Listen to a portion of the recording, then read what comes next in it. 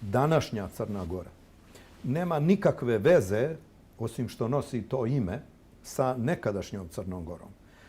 U Crnoj Gori danas nije ništa obnovljeno, nije obnovljena nikakva državnost, nije obnovljen nikakav identitet, nije ništa obnovljeno, nego se sve stvara što nikad nije bilo.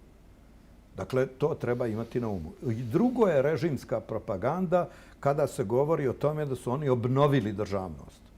Da su oni obnovili Crnu Goru, onda bi oni obnovili srpsku državu Crnu Goru, jer je ona to uvijek u svojoj istoriji bila.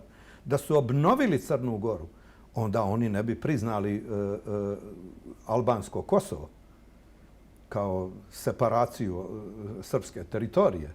Da su oni obnovili Crnu Goru, oni ne bi Rusiji uvodili sankcije. I tako dalje, i tako dalje. Da su oni obnovili Crnu Goru, pa ne bi oni kretali protiv crkve. Da su obnovili Crnu Goru, ne bi njihove službe kreirale nešto što hoće da nazovu crkvom, a u što ni oni sami ne vjeruju da je crkva. Dakle, to je sve očigledno.